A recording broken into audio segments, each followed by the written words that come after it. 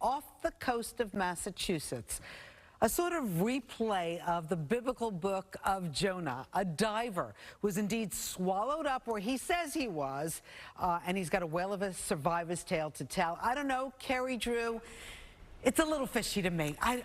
Something's doesn't sit right. Something's not adding up for you and for a lot of people who are hearing this. But this is a story that does have a lot of people talking this morning because it is pretty interesting. A diver off the coast of Cape Cod says he's lucky to be alive this morning after he was swallowed by a whale on Friday and then spit out.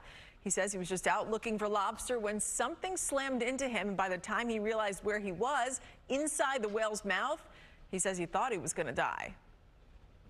All of a sudden, I just felt like I got hit by a freight train, and everything went black. But this was no freight train. Michael Packard says he had an extremely rare run-in with a humpback whale. It went black, and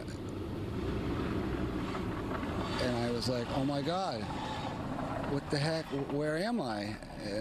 Did I just get bit by a great white? Michael says he found himself trapped inside the mouth of a whale that was feeding off of Race Point in Provincetown on Friday morning. It took him a second to understand what had just happened. And then I realized after I said it's not a shark, the only other thing is I just got eaten by a whale. He says he tried to kick and punch his way out, but with no luck, he thought this was how he was going to die. All I thought about was my boys, my two young boys, and my wife and my family. And Michael says the humpback was thrashing around when the whale suddenly spit him out. All of a sudden I saw light, and I saw white water, and I saw blue sky, and I could feel the whale just thrashing, and he threw me out of his mouth, and I landed on the water. Michael's friend Joe Francis was in a charter boat nearby and saw the whole thing happen. The next thing I know, I saw Mike come out feet first, his flippers flying up in the air and land back in the water. Joe says he raced over to help pull Mike out of the water to safety. Joe, I was in the whale's mouth. I was inside of the whale. I mean, he was totally, not in big shock, but he was, what he says when life passed before him, that's, when you realize you're inside of a whale's mouth, there's not much you can do. So could things have gotten worse if the whale decided to swallow? Humpback expert Juke Robbins from the Center of Coastal Studies weighs in. So the mouth itself can be quite large, but the possibility of swallowing anything large is not, there's no possibility of that. Michael says he feels lucky to be alive and was asked if he would ever dive again. Absolutely. It's my passion. It's what I do for a living.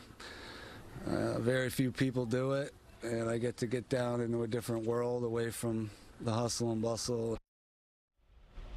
Miraculously, he was released from Cape Cod Hospital Friday afternoon, just hours after the incident, suffering only soft tissue damage and a dislocated knee. There is some skepticism this morning, a lot of people questioning the story. And at least one doctor at that hospital where he was treated in Cape Cod telling the New York Post that a person with this kind of encounter should expect more serious injuries, even hearing loss, because of the sudden change in water pressure. So as you said, Rosanna, kind of fishy.